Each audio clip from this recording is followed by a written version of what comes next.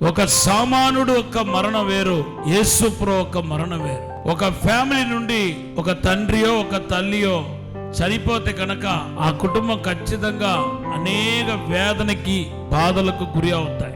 కుటుంబ సభ్యులు చనిపోతే ఎవరికి ఆనందం ఉండదు, సంతోషం ఉండదు. అది తండ్రి కావచ్చు, తల్లి కావచ్చు, హస్బెండ్ కావచ్చు, పిల్లలు కావచ్చు, మరి ఎవరైనా కావచ్చు. కానీ లోకమంతటికి ఆయన వెంబడించే వారికి మాత్రం కాదు, ఆయన శిష్యులకు మాత్రం కాదు, ఆయన బిలీవర్స్ కు మాత్రం కాదు, విశ్వాసులకు మాత్రం కాదు, ప్రపంచమంతటకు ఆశీర్వాదాన్ని తీసుకుని వచ్చాయి.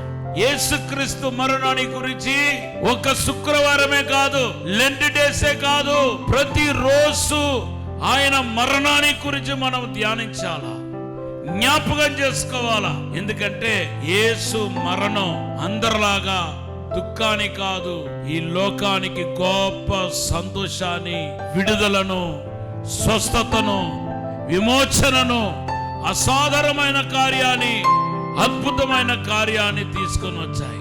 ఈవెన్ యేసుప్రభు మరణం పరలోకానికి మార్గమైంది.